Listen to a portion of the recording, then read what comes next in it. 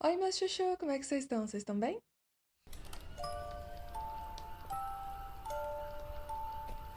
Então, hoje eu tô trazendo mais um vídeo de crimes reais pra vocês. Hoje a gente vai falar do João Acácio Pereira da Costa, mais conhecido como o Bandido da Luz Vermelha. O homem que roubou mais de 150 mansões na capital paulista. Então, vamos começar do começo. O João Acácio Pereira da Costa nasceu em 1942 na cidade de São Francisco do Sul, Santa Catarina. João, com apenas 4 anos, e o seu irmão mais velho perdem os pais e eles passam a serem criados pelo tio em Joinville, Santa Catarina. De acordo com João, esse tio era muito violento. Esse tio teria submetido ele e seu irmão a trabalho forçado, tortura física, psicológica, enfim, maus tratos. Então, quando João completou seus 8, 9 anos, ele decidiu sair de casa. Então, ele passa a se sustentar com pequenos furtos, roubando comida, roubando roupas. Inclusive, pelo que eu li, o João era um homem muito vaidoso. Outra coisa interessante que eu achei nas minhas pesquisas foi que João também roubava por ego, pra provar que ele podia entrar num lugar, pegar alguma coisa e sair sem que ninguém percebesse. Nessa cidade, então, em Joinville, o João era uma pessoa muito querida,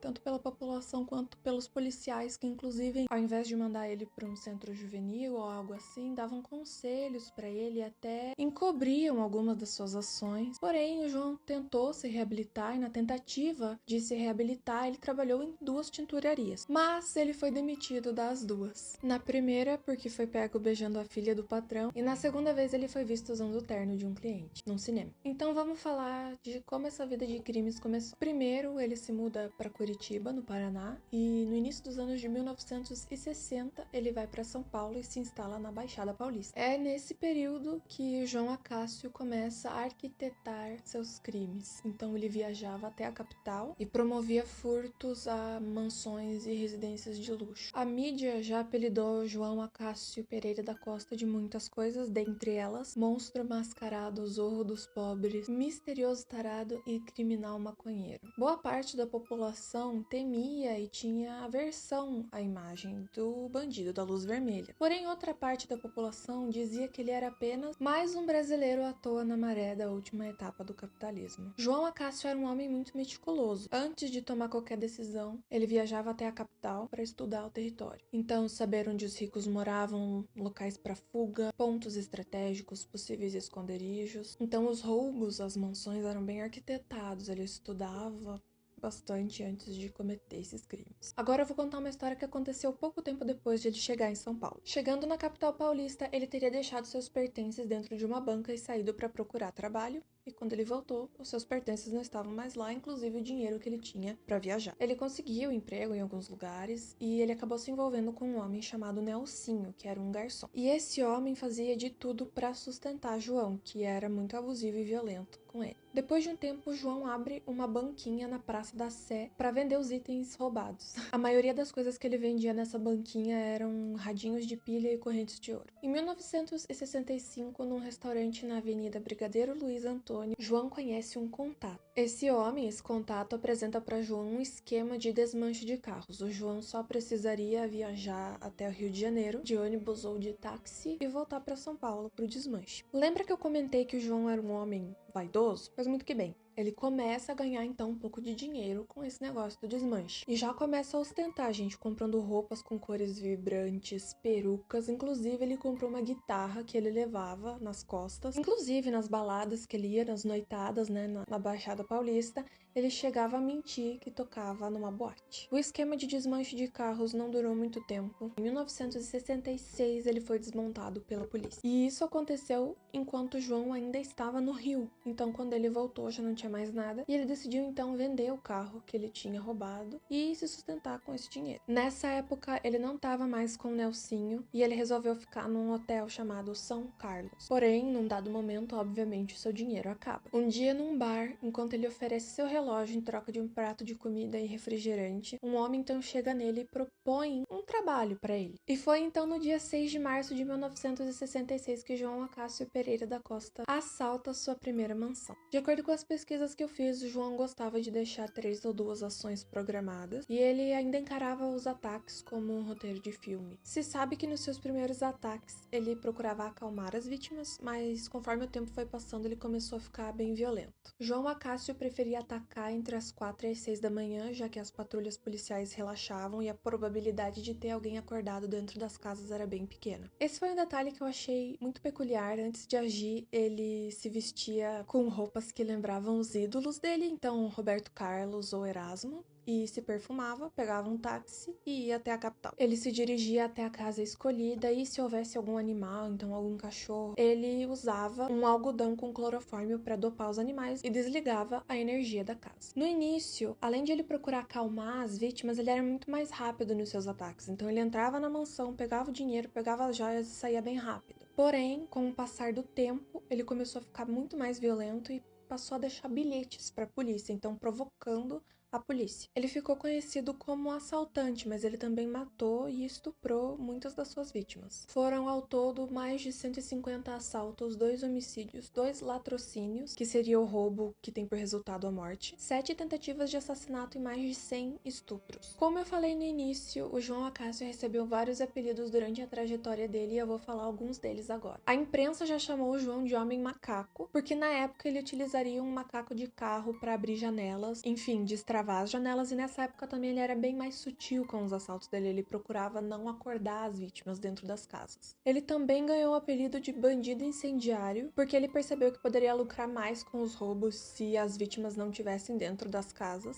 então ele ateava fogo em livros ou num carpete. E também foi chamado de bandido mascarado, porque ele começou a roubar as joias, e as joias normalmente ficavam nos quartos das vítimas, então elas acordavam e viam ele lá. Porém, o nome mais notório foi de o bandido da luz vermelha, por causa de uma lanterna que ele usava com o aro vermelho. Não era a lâmpada que era vermelha, era o aro da lanterna. E ele teria comprado essa lanterna numa antiga loja Mapim. Foi num roubo em 1967 que a cor vermelha que o aro da lanterna projetou teria chamado a atenção e daí surgiu o nome. Nesse mesmo ano de 1967, João teria chegado a roubar 20 mansões num mês. Agora vamos falar do lado violento desse homem. De acordo com as minhas pesquisas, com seus 22 anos, ele já teria matado 6 pessoas em Joinville, Santa Catarina. Dentre elas, 3 meninos de rua e 3 policiais. No ano de 1966, em São Paulo, enquanto estaria arrombando uma casa, ele foi surpreendido pelo estudante de direito Walter Bedran, que teria recebido João Acácio com uma espingarda. Durante o confronto, Walter teria se distraído com a presença da mãe na cena e ele acaba levando um tiro na cabeça, disparado por João Acácio. Walter Bedran foi morto na hora. 9 dias depois desse ocorrido, ele teria matado o operário José Enéas da Costa, de 23 anos, com 6 tiros depois de uma luta corporal. Eram aproximadamente 6 da manhã quando José foi morto. Acácio também teria tirado a vida de Jean von Christian Zaraspatak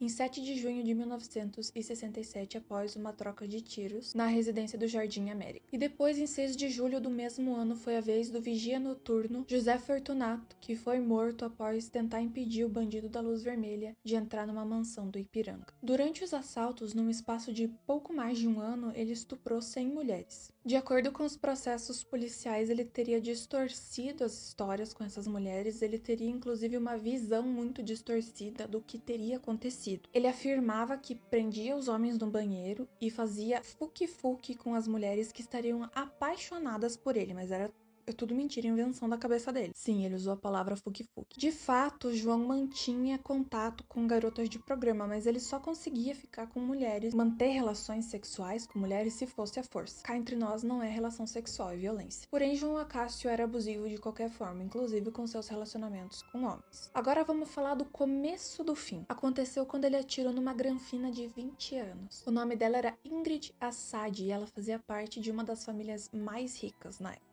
Ela teria tentado se defender batendo com um cinzeiro de vidro pesado na cabeça dele e ele, com raiva, atirou então na virilha dela. Além dele ter assaltado a mansão de um homem rico e influente, o que já é um ponto para a polícia querer muito pegar ele, esse homem rico e influente era amigo da polícia. Então virou tipo uma questão de honra para as autoridades pegarem esse homem. Porém, nesse período de 1967, o João Acácio começou a ficar um pouquinho descuidado com esses assaltos. Por exemplo, ele deixou sua digital numa janela de uma casa que ele invadiu. E por conta de uma prisão em 1966, ele estava registrado no sistema paulistano. Porém, nessa prisão, João não tinha seus documentos pessoais, já que ele tinha sido roubado assim que ele chegou em São Paulo. Então, ele deu um nome falso, Roberto da Silva, e foi fichado com esse nome. O último roubo do bandido da Luz Vermelha foi em 5 de agosto de 1967, em uma casa na Alameda Lorena. A essa altura, a polícia já tinha os digitais dele, já sabia como era o rosto dele, então ele decide fugir. João Acácio, com uma pequena fortuna e uma mala de joias roubadas, compra uma passagem só de ida para Curitiba, Paraná. João comprou a passagem pela manhã, porém o seu ônibus sairia às 10 horas da noite, então às 22 horas. Ele teria ficado por lá vendo filmes, almoçou com uma moça desconhecida no seu restaurante favorito e depois foi para Curitiba, onde chegou no domingo. Na capital paranaense, ele teria sido acolhido por um estudante curitibano que teria mantido relações com ele. Segundo as minhas pesquisas, o plano de João era vender as joias roubadas e ficar o mais longe da polícia possível. Porém, na segunda-feira, o seu rosto já estava estampado em todas as capas de jornal. O bandido foi preso pela polícia no dia 7 de agosto de 1967, no Paraná. O pai do estudante que teria acolhido João Acácio reconheceu o rosto do homem e entregou ele para a polícia na esperança de ganhar o prêmio prometido pela polícia de São Paulo. No dia da prisão do João Acácio, ele esperneou, bateu panela, ficou se debatendo no chão porque ele não queria ir. Depois que ele parou de espernear, eles levaram João de volta para São Paulo. João passou de 1967 até 1975, entrando e saindo de audiência para ser julgado pelos seus crimes. Dos mais de 150 roubos, estupros e algumas mortes, as penas somaram 351 anos em regime fechado. Ele tentou inventar lá que ele era dodói da cabeça, que ele não sabia o que era certo e errado, portanto ele não poderia ir para prisão, porque ele tinha um parafuso solto, porém essas teses foram negadas, anuladas, rejeitadas. Vários outros casos de assassinatos foram confessados pelo bandido, porém a polícia não conseguiu juntar provas o suficiente para abrir outros processos. Gente, existem versões que dizem que João Acácio Pereira da Costa teria se influenciado pelo bandido da Luz Vermelha original, que seria um homem chamado Carol Chessman. Carol Chessman foi um bandido que nasceu em 1921 e levado à câmara de gás em 1960 na Califórnia pelos seus 17 assaltos, estupros e sequestros. Enquanto esse Chessman teve preso, ele escreveu um livro e essa teoria diz que João Acácio teria tido acesso a esse livro e então se inspirado nele, porém outras teorias dizem que João Acácio não sabia quem era esse cara, não sabia nem que ele existia e só foi uma coincidência. E que o apelido O Bandido da Luz Vermelha veio de um repórter do Correio Paulistano. Gente, por mais que a condenação dele tenha sido suficiente para ele nunca mais sair da cadeia, no sistema brasileiro uma pessoa não pode ficar mais de 30 anos na prisão. Então, em 1997, João é posto em liberdade. E, gente, foi um alvoroço. Tinha imprensa, ele saiu tipo uma celebridade, tinha pessoa pedindo autógrafo, ele ganhava roupas, gente, ele passeou por São Paulo, foi um negócio. Tá, depois desse fuzuê que ele passeou, deu autógrafo, ganhou roupinha, ele voou de volta pra Curitiba e foi ficar com seu irmão mais velho, Joaquim Tavares. Porém, não durou muito tempo, tá? Eles brigaram, já deu desavença, ele vazou. E foi ficar com o tio dele, José Pereira da Costa, em Joinville, Santa Catarina. Sim, o mesmo tio do início da história. Mas assim, gente, não durou também. Ele não era uma pessoa nem um pouco estável, então não tinha condições de ele viver com alguém da família e deu briga e ele vazou. E assim, galera, ele virou uma celebridade em Joinville, tá? E ele foi contratado num bar e ele era um tipo de atração, é tipo uma aberração do circo, sabe? Era isso. As pessoas iam lá e falavam: "Ah, é ele que matou as pessoas. Oh, meu Deus." E esse bar era do pescador Nelson Pinzega. Então o que aconteceu? Supostamente, o João Acácio teria tentado atacar sexualmente a mãe e a filha do Nelson. E eles começaram a se desentender e um dia, numa briga, ficou muito acalorado e esse Nelson deu um tiro de espingarda no peito do João Acácio. Isso aconteceu em 5 de janeiro de 1998, então a liberdade dele durou menos de 5 meses. E, gente, eu achei algumas fotos de depois que ele foi solto. Tem uma foto dele bebendo chopp. Tem uma foto dele posando com uma luz vermelha, assim, nele, que alguém quis tirar a foto, assim. Escolhas, né, gente? Escolhas. Às vezes a gente escolhe errado, às vezes a gente escolhe certo. É de bom tom? Não. Não é de bom tom. O pescador, inclusive, foi preso, porém ele foi absolvido em novembro de 2004. Foi alegado legítima defesa, então... E, gente, existe um filme, não sei se vocês já viram, que é baseado na história do bandido da Luz Vermelha, feito por Rogério Sganzerla. Esse filme, na verdade, foi feito em 1968, baseado nas notícias da época, nas notícias sensacionalistas da época. Esse filme, gente, é odiado pelas vítimas. As vítimas acham que esse filme trouxe glamour para o João Acácio. E, gente, ele tá longe de ser um Robin Hood, um garanhão, né? Uma figura de apelo feminino. Mas ele ficou gravado, né, nos anais do crime brasileiro pela complexidade, pela malandragem, pela filha da putagem. E, gente, essa foi a história do Bandido da Luz Vermelha. Eu espero que vocês tenham gostado. Eu estava muito ansiosa para fazer esse vídeo. Eu espero ter trazido informações o suficiente. Eu espero que a história tenha ficado clara, que não tenha ficado maçante. E é isso, gente. Deixa um like se vocês gostaram. Comenta aqui embaixo o que vocês acharam. E se você ainda não é inscrito no canal, por favor, se inscreve. Ah, e ativa o sininho para receber notificações dos meus vídeos novos. É isso, gente. Tchau!